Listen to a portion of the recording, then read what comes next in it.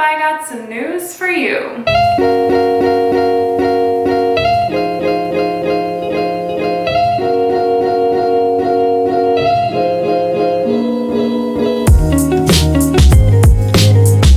Hey, hello, and welcome back. I really seriously jumped the gun. I know I told you guys that I wouldn't be buying a home in 2019, but things change, and that's kind of one of the funny things about buying a home, I guess, is you really cannot plan when you actually buy a home. Thing is, when I filmed the Is 2019 the Right Time to Buy video, I was pretty certain that I was making a big mistake if I didn't buy this year, and it just worked out that we ended up buying this year.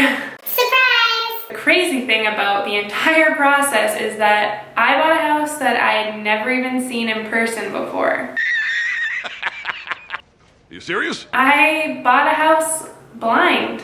I bought a house literally just from one FaceTime call and looking and analyzing and inspecting the pictures online for weeks. How? Why? These are questions I'd love to answer for you. Questions like, how do you look for a house online? Why would you do that? And most importantly, what do you actually look for when you're house hunting online? First of all, you're probably wondering if it's any different than house hunting IRL. Why, yes, it's very different. So let's go through the step-by-step process of what will get you to showings. The overall purpose of online house hunting to begin with is to narrow down your search so that when you do go to look at houses in real life, you don't actually have to go to 100. You really only have to go to like 4 or 5 or as many as it takes before you find your dream home.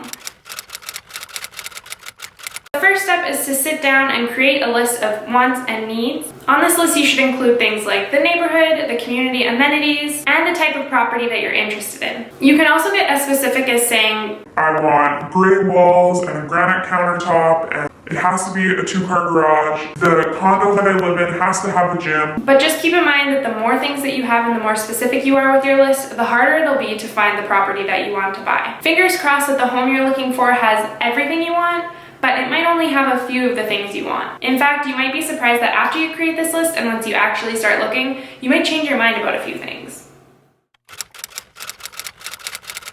Now that you have a list, it's time to narrow down on that price range. What can you afford? We can determine this with a few factors. Your household income, monthly debts, for example, a car loan or a student loan payment, the amount of money that you have saved up for a down payment, and a few other things will impact this number. There are lots of great calculators online that can help you do this, or you can speak to a mortgage broker and get a better idea. Be honest with yourself in what you can afford and what you're willing to spend each month. Keep in mind that your mortgage broker or a bank might tell you that you can afford a lot more than you really should be spending. Not only will you have a mortgage, keep in mind that you'll have additional expenses that come with the territories of owning a home. Whether it's condo fees or strata fees if you're living in a building, maybe it's waste and recycling if you live in a detached home. All of these things can add up really quickly, so make sure that you have a rough idea of how much it'll actually cost you to live in your home.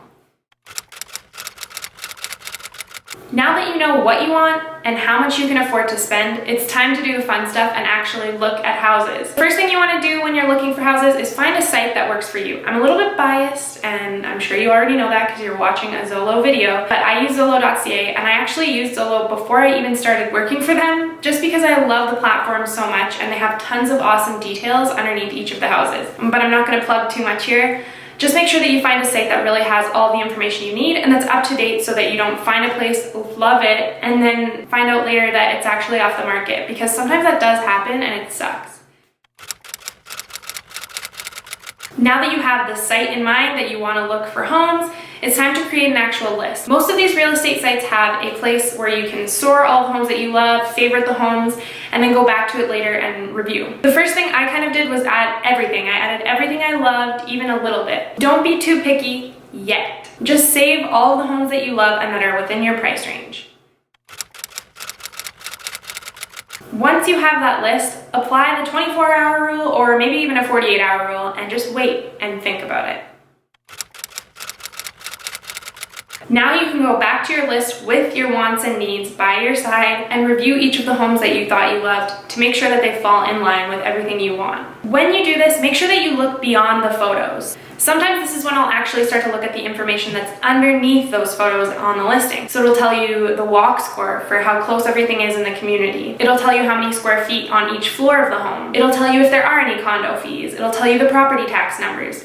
All of these things are really relevant and important and should factor into your decision. This is when you need to be picky. Once you have a narrowed down list, look at those homes and ask yourself some questions. If it's not everything that you wanted, what is going to be easy to change? What is going to be harder to change? Things are easy to change. Say for instance, you hate the paint on the wall, but you love everything else about the home. Don't rule that home out. You can easily paint the walls and it's not that large of an expense. The last step in this process is that if you've already found a realtor you trust, that's great. It's time to book showings. If you're unable to be there in person, like me, it's crucial that you send someone you trust and also someone that knows you really well so that they can look for things that you would look for. If possible, send them a list of things that you're really interested to find out more about that you couldn't see in photos. Because photos only tell a part of the story, and that's one of the risks that you take by buying online. Also, use technology to your advantage. We're buying a house online, for crying out loud, so maybe consider FaceTiming in for the showing, Skype in, do anything you can so that you get some kind of visual. Was buying a house before I saw it risky? Absolutely. It'd be silly of me to say that it wasn't. But it was also less stressful and more convenient given our personal situation, which was that we were out of the city that we wanted to buy in. Home buying isn't a one-size-fits-all solution, which is why it's important to really weigh all of the options, do a pros and cons list if you need to see if this is going to work for you. It's extremely important that you do your research beforehand and know exactly what you want. Trusted friends and family or experts are really an added bonus to help you make sure that you're doing everything you should be doing along the way. If you're interested in learning more about everything you need to know as a first-time home buyer, subscribe to our channel, duh. And you can hit the bell notification so that you know every single time we post right away. If you do that, you'll never miss your Canadian real estate need to knows. Thanks so much for watching today's video. You can find more of us on zolo.ca/news, tweet us at Zolo Canada, or just come back next month for a new video. Bye!